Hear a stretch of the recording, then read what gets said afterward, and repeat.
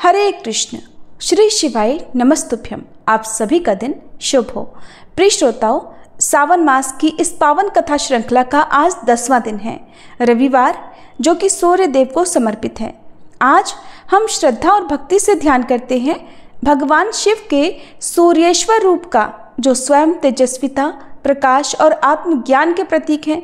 उनके साथ साथ माता पार्वती और सप्ताश्व रथ पर आरूढ़ भगवान सूर्य को भी हम आज प्रणाम करते हैं। आज की प्रार्थना है, हे सूर्येश्वर महादेव, हमारे भीतर आत्म प्रकाश, निर्भयता और सच्चे ज्ञान की ज्योति जलाएं। हे माँ पार्वती, हमें ऐसी भक्ति दें जो तप और सेवा से पूरित हो। हे सूर्यदेव, हमारे जीवन से अंधकार, रोग और बाधाएं दूर करें और आरोग्य, उत्साह तथा समृद्धि प्रदान करें। यदि हमारी आराधना में कोई त्रुटि रह गई हो तो हे प्रभु, उसे क्षमा करें और अपनी कृपा दृष्टि से हमें आलोकित करें। सावन मास का ये 10वां दिन आत्मबल, तपस्विता और ईश्वरीय तेज से जुड़ने का दिन है। प्रिय श्रोताओं, आप सभी से निवेदन है, इस पावन कथा श्रृंखला में अंत तक जुड़े रहें और इस वीडियो को लाइक, कमेंट और शेयर जरूर करें ताकि शिव कृपा और सूर्य प्रभा सभी तक पहुंच सके। सभी प्रेम से बोलिए हर हर महादेव, जय सूर्यदेव। आज की कथा से पहले जान लेते हैं पंचांग के बारे में।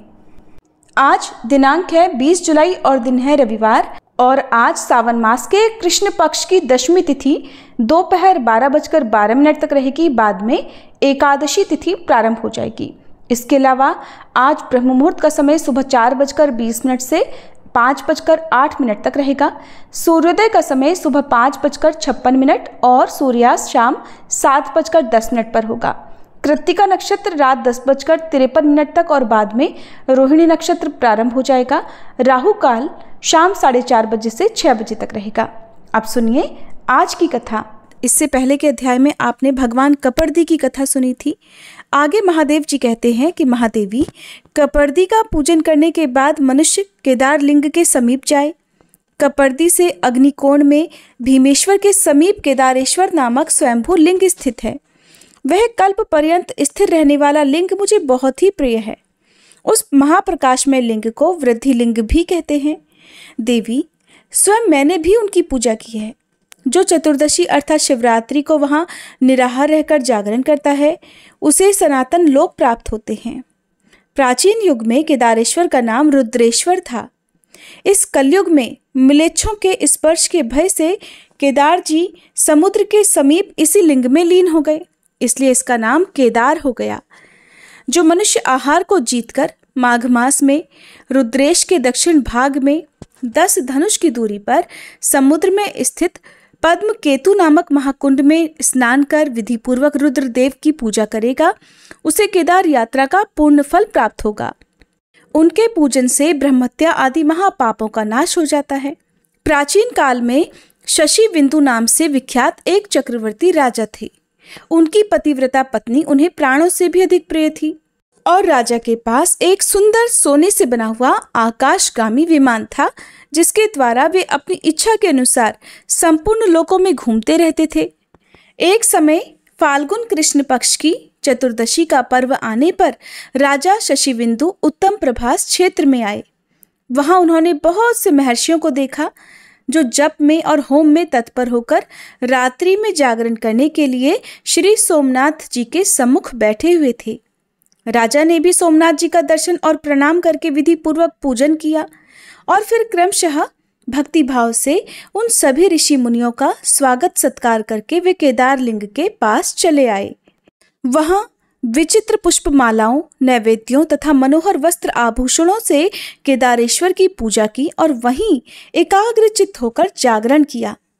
तब वे सब मुनि कौतूहलवश राजा के समीप गए और इस प्रकार बोले, राजन, तुम सोमेश्वर देव को छोड़कर केदार जी के आगे जो जागरण और पूजन कर रहे हो, इसका क्या कारण है? तब राजा ने कहा, विप्रवरो, आप लोग सुनिए, ये मेरे पूर्व जन्म का वृतांत है। पहले जन्म में मैं ब्राह्मणों की पूजा करने वाला शूद्र था। मेरी जन्मभूमि सौराष्ट्र देश में थी। एक समय वहां भयंकर अनावृष्टि हुई, अर्थात अकाल पड़ गया। उस समय मैं भूख से व्याकुल होकर प्रभास क्षेत्र में चला आया। वहां आने पर हरिणी के मूल भाग में स्थित एक सुंदर सरोवर पर मेरी दृष्टि पड़ी, जो राम सरोवर के नाम से प्रसिद्ध है। वह सरोवर कमल समूह से सुशोभित था। मैं थका मांदा तो था ही। उस सरोवर को देखकर मैंने उसमें स्नान किया और देवताओं तथा पितरों का तर्पण करके उसके स्वच्छ जल को पिया। इसके बाद मेरी पत्नी ने मुझसे कहा कि इन कमल पुष्पों को ले लीजिए, यहाँ से निकट ही एक सुंदर स्थान दिखाई देता है, वहां चलकर इन फूलों को बेचेंगे, जिससे कुछ भोजन की व्यवस्था हो सकेगी। अपनी पत्नी के ऐसा कहने पर मैं जल के भीतर उतरा और बहुत से कमल के फूल लेकर नगर की ओर चल दिया।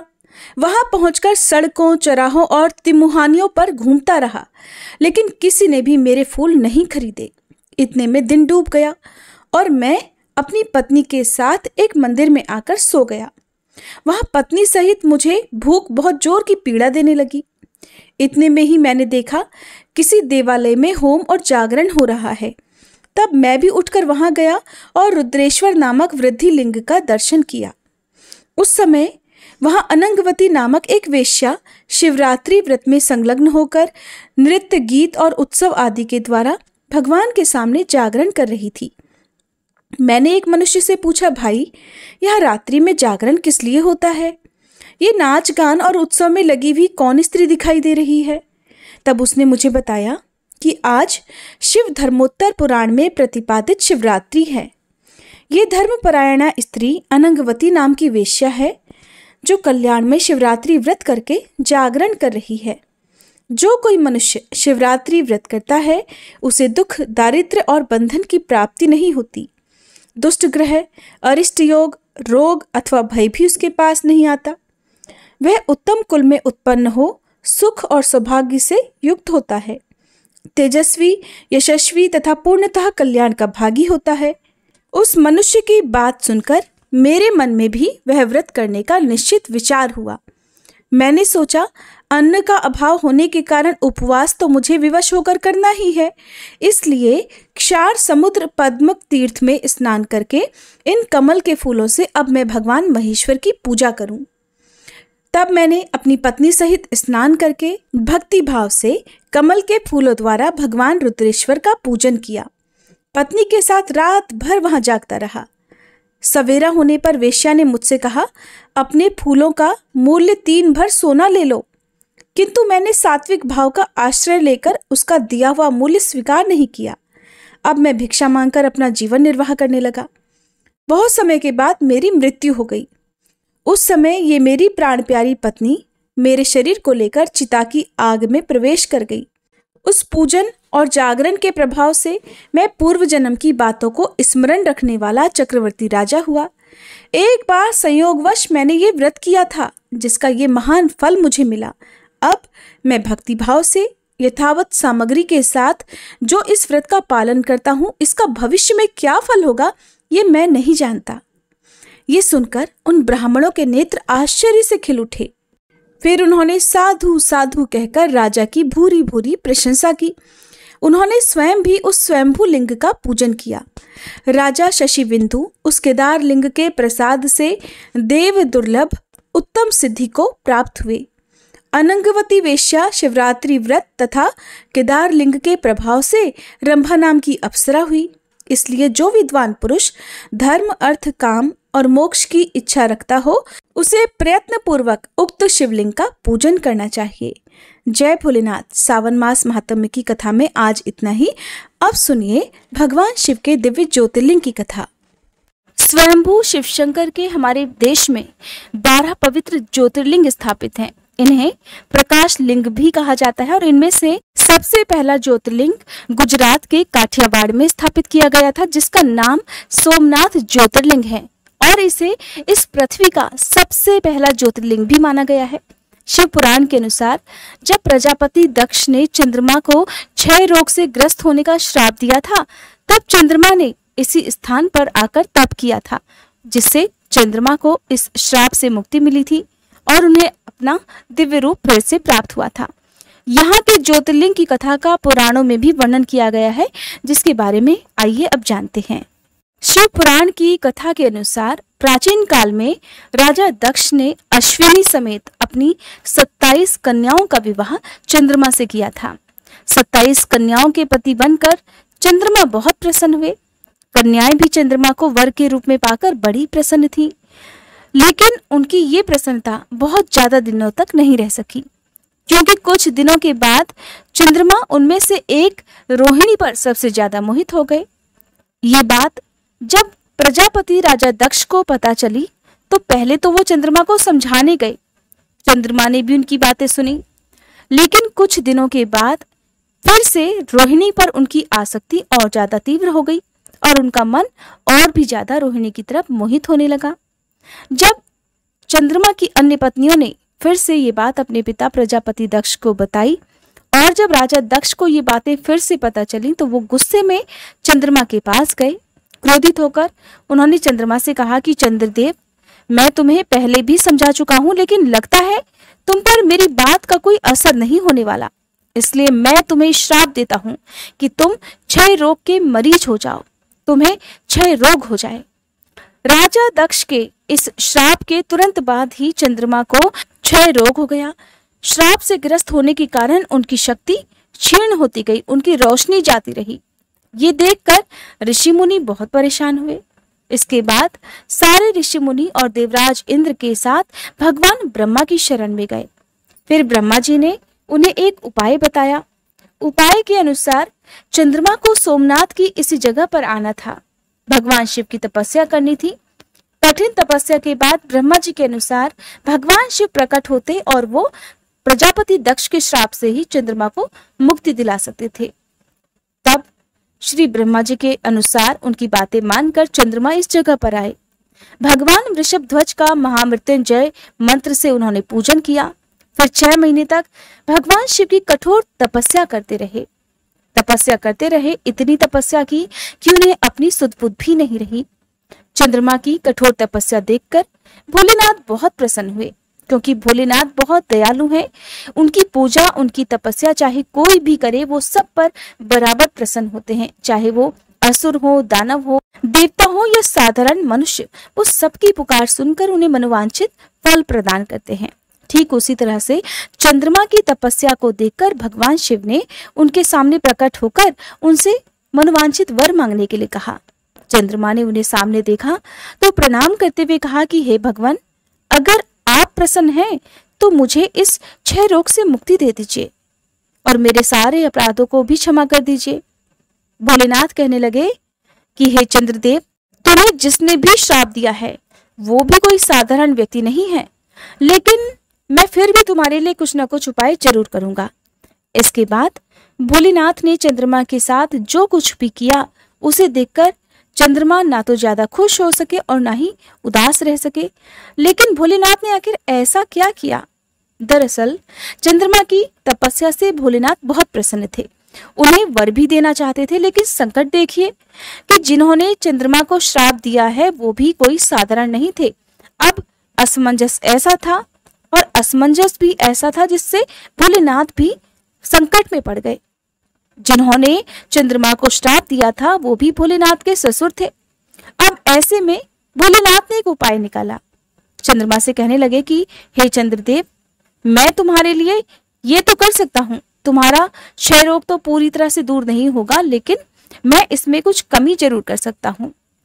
तुम्हारे लिए 1 माह में जो 2 पक्ष होते हैं उसमें से एक पक्ष में तो तुम निखरते जाओगे, यानी कि तुम्हारी शक्तियां बढ़ती जाएंगी, लेकिन दूसरे पक्ष में तुम क्षीण भी होगे। ये एक पौराणिक रहस्य है चंद्रमा के शुक्ल और कृष्ण पक्ष का, जिसमें एक पक्ष में चंद्रमा बढ़ते हैं और दूसरे में वो घटते जाते हैं। भगवान शिव के इस वर से चंद्रदेव बहुत प्रसन्न हो गए और उन्होंने भगवान शिव का आभार प्रकट किया और फिर उनकी स्तुति भी की। इस जगह पर भगवान शिव ने चंद्रदेव को आशीर्वाद प्रदान कर उनका क्षय रोग कम किया था, उनके क्षय रोग का उपाय बताया था। उसी जगह पर चंद्रदेव ने भगवान की स्तुति की और फिर इसी जगह पर भगवान शिव निराकार से साकार हो गए और साकार होते ही देवताओं ने उन्हें यहाँ सोमेश्वर भगवान के रूप में प्रकट हुआ मान लिया। यहाँ से भगवान शिव तीनों लोकों में सोमनाथ के रूप में विख्यात हो गए। जब भोलेनाथ सोमनाथ के रूप में यहाँ स्थापित हो गए तो देवताओं ने तो उनकी पूजा की ही, साथ ही चंद्रमा को भी नमस्कार किया, क्योंकि चंद्रमा के कारण ही भगवान शिव का ये स्वरूप इस जगह पर उपस्थित था। समय गुजरा, इस जगह की पवित्रता बढ़ती गई। शिव पुराण में ऐसा वर्णन भी मिलता है कि जब भगवान शिव सोमनाथ के रूप में यहाँ निवास करने लगे तो देवताओं ने यहाँ एक कुंड की भी स्थापना की। उस कुंड का नाम रखा गया सोमनाथ कुंड। कहते हैं कि कुंड में भगवान शिव और श्री ब्रह्मा जी का साक्षात वास है, इसलिए जो कोई भी उस कुंड में स्नान करता है उसके सारे पाप धुल जाते हैं और उसे हर तरह के रोगों से भी मुक्ति मिल जाती है। असाध्य से असाध्य रोग भी इस कुंड में स्नान करने के बाद समाप्त हो जाता है, लेकिन एक विधि है जिसे मानना पड़ता है। अगर कोई व्यक्ति क्षय रोग से ग्रसित है तो उसे उस कुंड में लगातार 6 मास तक स्नान करना होगा। तो यह है महिमा सोमनाथ ज्योतिर्लिंग की। कहते हैं कि इस तीर्थ पर आकर आपके मन में जो भी इच्छा है, जो भी मुरादें हैं, वो जरूर पूरी होती हैं। अगर जीवन में कभी ये शुभ अवसर मिले कि आप भगवान शिव के सभी 12 दिव्य ज्योतिर्लिंगों के दर्शन कर सकें तो जरूर करनी चाहिए। जो भक्त किसी कारण से दर्शन करने में असमर्थ हैं, अगर सच्चे मन से भगवान शिव का पूजन करके मन में ही इन ज्योतिर्लिंगों का ध्यान करते हैं तो उन्हें भी दर्शन करने का पुण्य प्राप्त होता है। जय भोलेनाथ। आज की कथा में बस इतना ही। इसके आगे का वृतांत आप सभी कल के अध्याय में सुनिएगा। अब सुनिए शिव चालीसा पाठ और भोलेनाथ की आरती। जय गणेश गिरिजा सुवन मंगल मूल सुजान, कहत अयोध्या दास तुम देहु अभय वरदान। जय गिरिजापति दीन दयाला, सदा करत संतन प्रतिपाला। भाल चंद्रमा सोहत नीके, कानन कुंडल नाग फनीके। अंग गौर शिर गंग बहाए, मुंड माल तन क्षार लगाए। वस्त्र खाल बाघांबर सोहे, छवि को देखी नाग मन मोहे। मैना मातु की हवे दुलारी, वाम अंग सोहत छवि न्यारी। कर त्रिशूल सोहत छवि भारी, करत सदा शत्रुन क्षयकारी। नंदी गणेश सोहित है कैसे, सागर मध्य कमल है जैसे। कार्तिक श्याम और गणराऊ, या छवि को कही जात न काऊ। देवन जब ही जाय पुकारा, तब ही दुख प्रभु आप निवारा। किया उपद्रव तारक भारी, देवन सब मिली तुम ही जुहारी। तुरत षडानन आप पठायऊ, लव निमेष मह मारी गिरायऊ। आप जलंधर असुर संहारा, सुयश तुम्हार विदित संसारा। त्रिपुरासुर सन युद्ध मचाई, सब ही कृपा कर लीन बचाई। किया तप ही भागीरथ भारी, पुरब प्रतिज्ञा तासु पुरारी। दानिन मह तुम सम को नाही, सेवक स्तुति करत सदाही। वेद नाम महिमा तब गाई, अकथ अनादि भेद नहीं पाई। प्रकटी उदधि मंथन में ज्वाला, जरत सुरासुर भय विहाला। कीन्ही दया तह करि सहाई, नीलकंठ तब नाम कहाई। पूजन रामचंद्र जब कीन्हा, जीत के लंक विभीषण दीन्हा। सहस कमल में हो रहे धारी, कीन्ह परीक्षा तब ही पुरारी। एक कमल प्रभु राखे उजोई, कमल नयन पूजन चह सोई। कठिन भक्ति देखी प्रभु शंकर, भय प्रसन्न दिए इच्छित वर। जय जय जय अनंत अविनाशी, करत कृपा सबके घटवासी। दुष्ट सकल नित मोहि सतावे, भ्रमत रहो मोहि चैन ना आवे। त्राहि त्राहि मैं नाथ पुकारो, ये ही अवसर मोहि आन उबारो। ले त्रिशूल शत्रुन को मारो, संकट से मोहि आन उबारो। मात पिता भ्राता सब होई, संकट में पूछत नहीं कोई। स्वामी एक है आस तुम्हारी, आए हरहु मम संकट भारी। धन निर्धन को देत सदाही, जो कोई जाचे सो फल पाही। स्तुति के ही विधि करे तुम्हारी, क्षमहु नाथ अब चूक हमारी। शंकर हो संकट के नाशन, मंगल कारण विघ्न विनाशन। योगी यति मुनि ध्यान लगावे, शारद नारद शीश नवावे। नमो नमो जय नमः शिवाय, सुर ब्रह्मादिक पार न पाए।